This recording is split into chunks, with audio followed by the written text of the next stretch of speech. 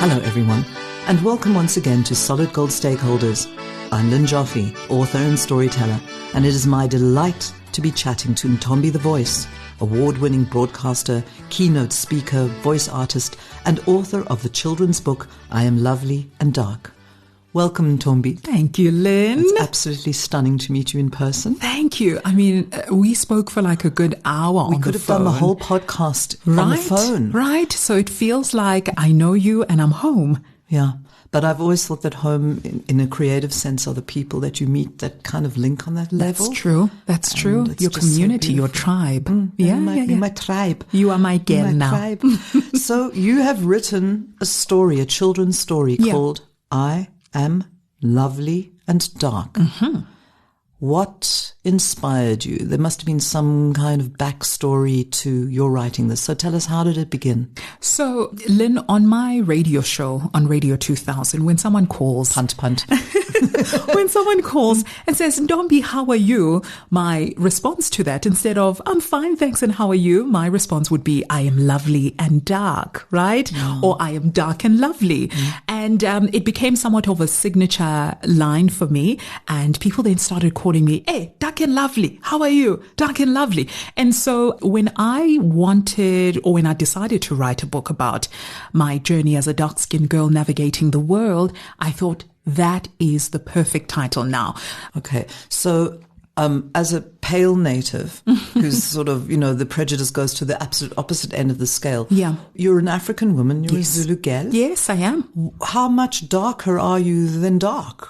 What's the issue? So the closer you are to whiteness, the more beautiful you are. This is now the perception in my community as a black woman, right? Sure. And this has just been something that has persisted. It's still going on right now. So the lighter you are, the more beautiful you are perceived. And so the minute you lean towards the darker shades, that's when the bullying and the you're not pretty comments start coming out, right? So at the minute you start becoming a little bit dark and not a yellow bone or a light-skinned girl. Yes, my sister was one of those. That's when people then start thinking that you're ugly. And that's where colourism comes in the black community.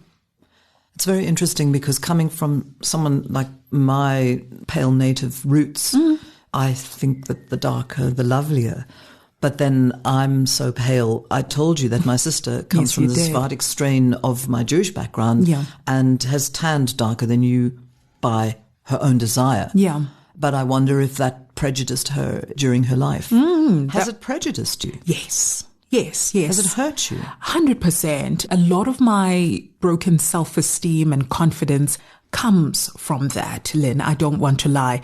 It took a long time for me to actually look in the mirror and see a beautiful woman because all the messaging, the messages coming from my aunts, coming from cousins, coming from the media, magazines, newspapers. The girl on the cover is a light-skinned girl with straight hair and she's the complete opposite of what I look like and she's perceived as beautiful. And so I suffered for a long time, a low self-esteem, up until I got to an age where I was just like, you know what, this is who I am. I cannot change it. Well, I actually can change it because there's now like these lightning creams. Yes. Oh, those terrible things. Those terrible things, right? Those terrible things. So those are the things that people do in order to make themselves light and be perceived as beautiful. Isn't that ironic that all white people want a tan to be black and black people want to be paler? Right? Bizarre. Very, very bizarre. But then you chose a career in broadcasting where your face will be seen, but also we always talk about a face for radio. Yeah. And your voice is absolutely, I mean, when I heard you on the phone, I was like, baby.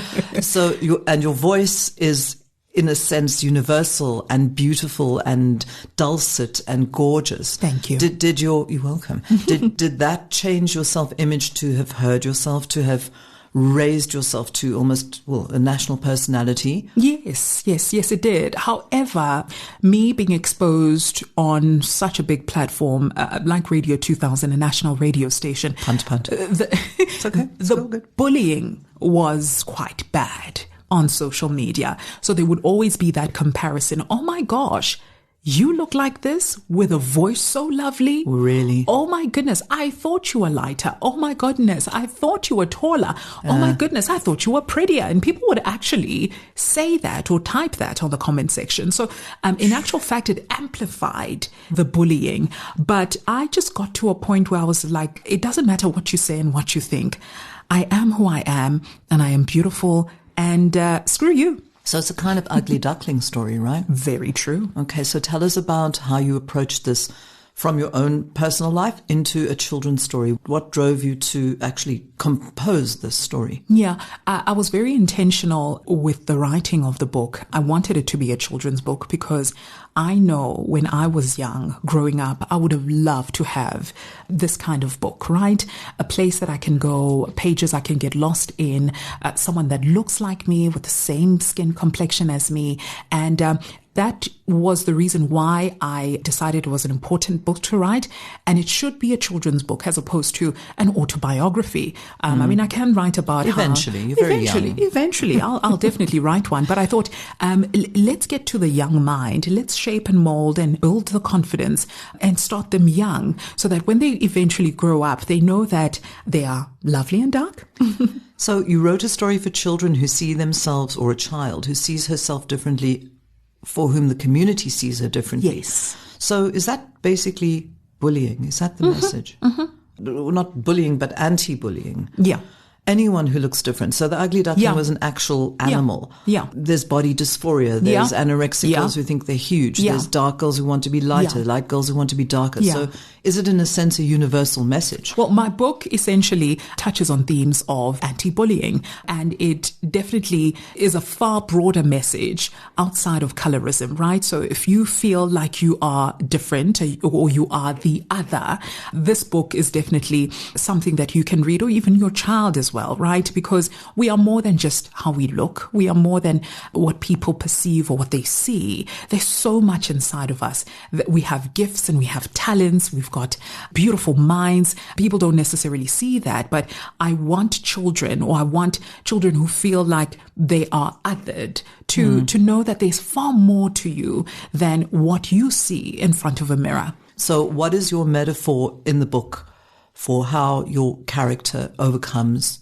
this prejudice? I guess the metaphor, or what I would say is the character's superpower, is definitely her complexion. It's her complexion, the thing that people hate and the thing that she doesn't like. Her complexion is her superpower. It is the thing that makes her different. It is the thing that makes her beautiful. It is the thing that will ultimately open doors for her.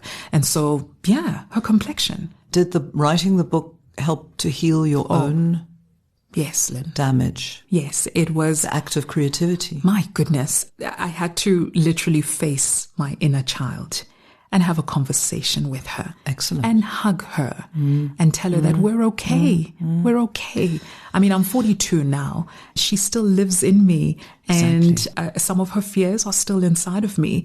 And when I was writing the book, it was as if I was looking at her in the mirror and I had to reassure her that we're okay. We're okay. That is so beautiful. I've always believed that if you can't tap into the inner child, that's where the creativity lies. So if you have a wounded child, which is in a sense what we all have, it's actually working on that wounded child, because in a sense, one's greatest gift is one's greatest tragedy in a way. So that the paradox of that remains. You're not going to have a skin graft, but all children can relate to being bullied, because I was 4 eyes. My glasses were like 3 inches thick. I was thrown with a ball at netball. I was called 4 eyes. And now that the Germans have created these beautiful thin lenses, it's my signature tune. And it's absolutely beautiful. I love that vision. frame. Thank you very much. And it's not my favorite frame because this is radio. Okay, so, and your publishing journey. So when did you start to write it? How long did it take you? And how did you find your publisher? Marsha Ramudike is my publisher. We met actually when she came onto my radio show and I interviewed her.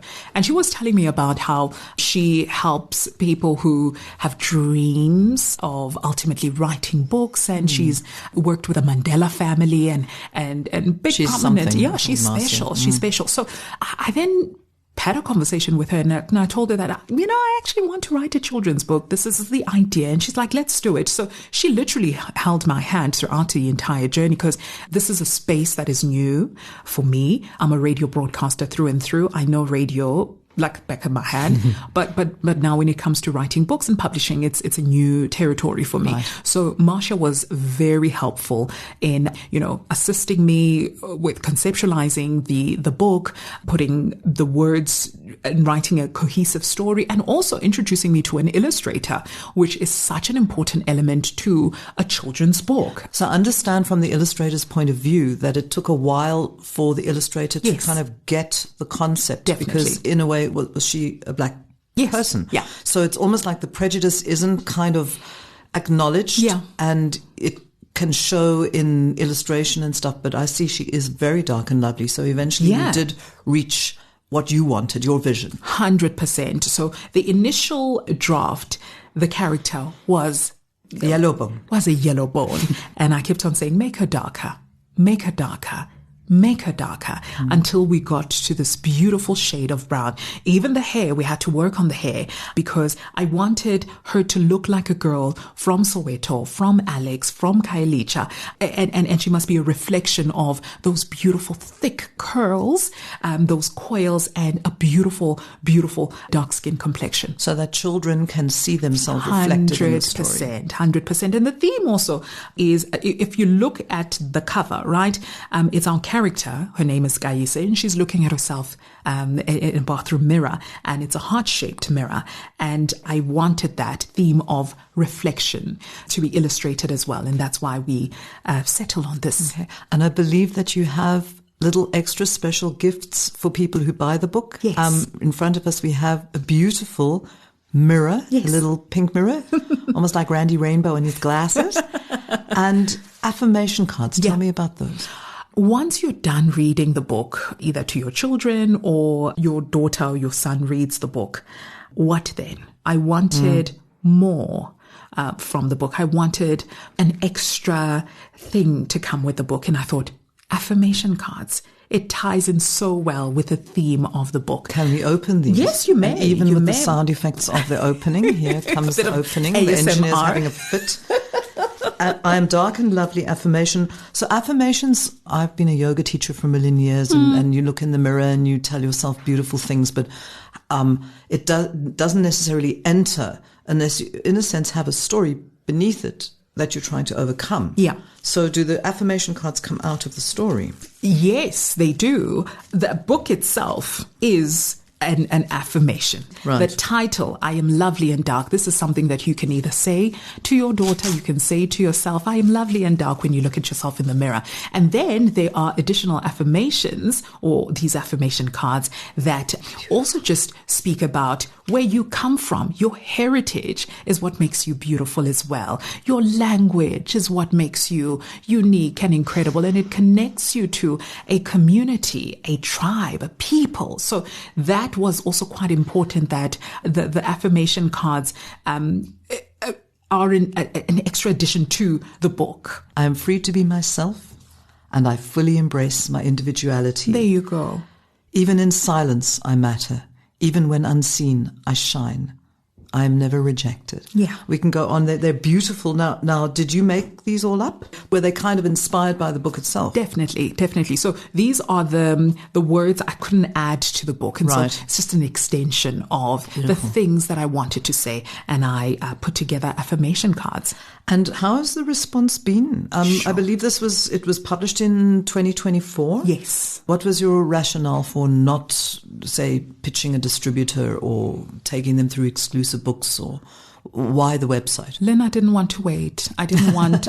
Patience. Yeah, I didn't want to wait for someone to say, yay, we want your book. I wanted them to join the movement while already there's momentum, right? So I was so committed, and I so wanted to give birth to this child that whether there's someone who's there to help me, or there's a hospital, or I needed to give birth to the child, and I needed to distribute it myself. And everybody else who wants to celebrate the birth of this child will then come along and contribute what they want to add. I so relate to that. My book was like 5 pregnancies.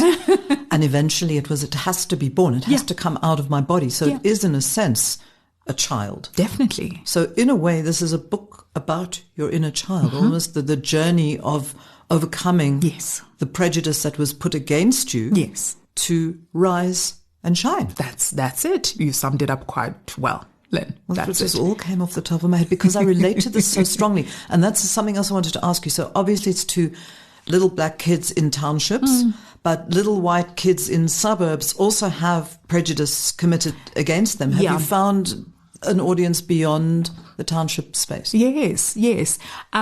What I find is that other races would buy the book so that they teach their children to basically put themselves in another child's shoes, right? So yes, you might not know anything about colorism. You might never ever hear someone say, oh, you're ugly because of 1, 2, 3 or whatever. However, put yourself in this little girl's shoes and understand what she's going through. And therefore we build children who are racism free. Exactly. Or right? colorist free. Exactly. Like I get it. And they get it by reading the book, whether you're a white little girl, you are an Indian little girl, or by the way, there's colorism. Little boy as well. There's colorism as well in the Indian community, I just found as well. So they also deal with the exact same issues. So as much as, yes, our character is a black little girl in a township, but the story is universal. Absolutely, which is the whole point of writing children's stories at all. See, I like doing little characters like bunnies and clowns because they then can universalize. Yeah.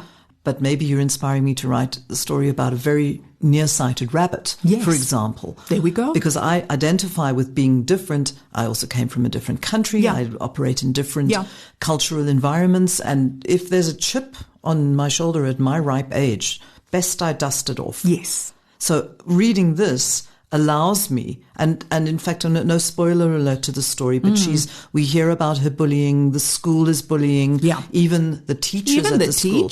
Because this kind of prejudice lies under the surface and nobody will really admit that it's true except the person to whom it's happening. That's it. So what made you bring the adult into the room? Because I think you've got the schoolmaster, the headmaster. Yeah. It's edutainment in a way. You've got the story and now you've got the moral of the story, which is don't do this. But did the teacher come to you within the story to kind of press the point? I had to incorporate what adults say, whether they're aware or not, that is also elements of bullying. Because sometimes you hear the most vile or terrible things being said by an adult to a child, right? Pointing out that they are different or she is different or he's different. So for me, that element was important because a lot of my aunts would say really, really nasty things about my skin complexion, disguised as a joke.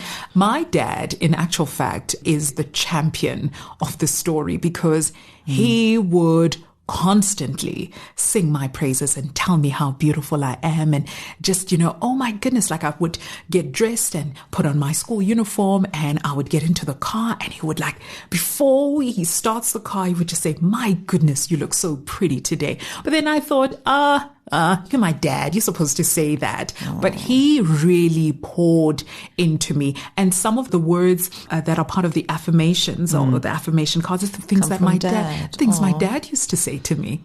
Are your children dark and lovely? Yes, they are. And proud of it. They are. They are beautiful chocolate boys who are the true definition of dark and handsome. But you see, in the end, it was a colonial project. I mean, of that kind of spectrum. Exactly. So we actually, hopefully, in a new age and in a new era where the darker you are, the lovelier you are. Yeah. Well, you say that, but there's still that undercurrent or that undercurrent. So you've just brought it right up the closet, right? Yes. I was just like, let's talk about it. Let's put it on the table. Let's have a conversation. And also patriarchy plays such a big role in this because my children, because they're boys, in actual fact, they are celebrated for being, oh my goodness, they are so tall, dark and handsome. It's a celebration, right? Had I had a daughter, I think it would have been different.